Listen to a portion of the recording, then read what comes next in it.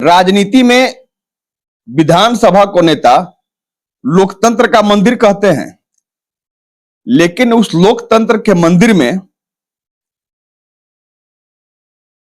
विकास की इबादत, विकास की प्रार्थना और विकास की अरदास से ज्यादा और क्या कुछ नहीं होता है।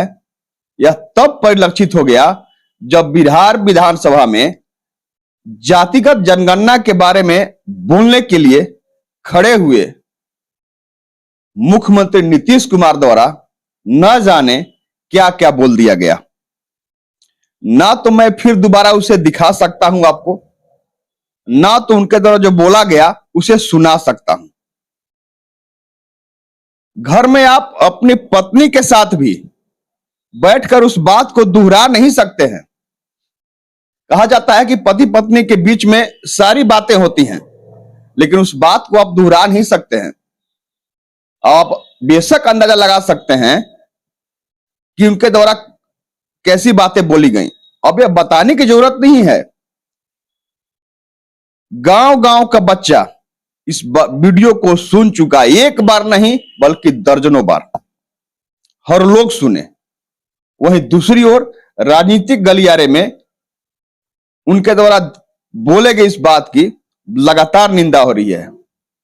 भले उनके द्वारा माफी मांग लिया गया। अब आप सोचिए, कोई मुझे 2 थप्पड़ मार दे, गाली दे दे, उसके बाद माफी मांग लेने से क्या वह खत्म हो जाता है? दिल में जो चोट लगती है वह चोट माफी मांगने से नहीं दूर होता है।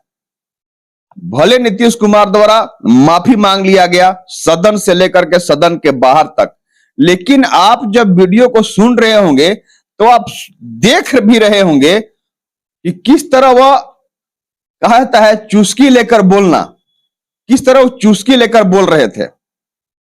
हम आपको स्क्रीन पर दिखा रहे हैं, हमारे पीछे आपको दिख रहा होगा कि किस तरह नीतीश कुमार बोल रहे हैं। भले उनका आवाज म्यूट किया हुआ है, बंद किया हुआ है, हम उस आवाज को सुना नहीं सकते हैं दोबारा, लेकिन विपक्ष द्वारा लगातार उनकी इस बात को की निंदा की जा रही है। बात गढ़वा की करें तो अभी हाल में ही छत्तीसगढ़ से चुनावी कैंपेन करके लौटे भाजपा के प्रदेश कार्य समिति सदस्य शिक्षाविद अलखनाथ पांडे द्वारा सीधे रूप में कहा गया कि ऐसे हालात में अपने पद से तत्काल बिहार के मुख्यमंत्री नीतीश कुमार को इस्तीफा दे देना चाहिए। हाँ, उन्होंने यह बात जरूर कहा कि हम उनके कायल थे, क्योंकि वो भी इंजीनियर, मैं भी इंजीनियर, एक अच्छे राजनेता। लेकिन आप बेशक बढ़िया राजनेता हैं, लेकिन इस तरह लोकतंत्र के मंदिर में लोकतंत्र को तार तार जिस तरह उनके द्वारा किया गया, यह कतई बर्दाश्त के काबिल नहीं है। इस बात पर जब हमने पूछा उनसे किस तरह के नीतीश कुमार द्वारा विधानसभा सदन में बोला गया, तो इस्तीफा देने के बाद बोलने के साथ साथ और अलखनाथ पांडे द्वारा क्या कहा गया, आइए आपको हम सुनाते हैं। देखिए, हम व्यक्तिगत रूप से अगर आप कहिएगा तो शुरुआती दौर में हम नीतीश कुमार के बड़े कायल थे। हमको आपके सामने स्वीकार करने में कोई हर्ज नहीं है कि हम उनके कायल थे। उसके पीछे 2 कारण था। हम भी इंजीनियर, नीतीश कुमार भी इंजीनियर थे। और आरजेडी के शासनकाल के बाद जिस तरह से भारतीय जनता पार्टी के साथ मिलकर बिहार को प्रगति के पथ पर ले जा रहे थे, तो उसे लगता था कि अच्छा काम हो रहा है।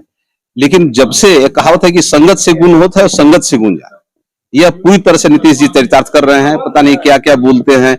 वह बात बोलना जो आदमी घर में शायद अकेले नहीं बोल पाए, उस बात को सार्वजनिक बोलना।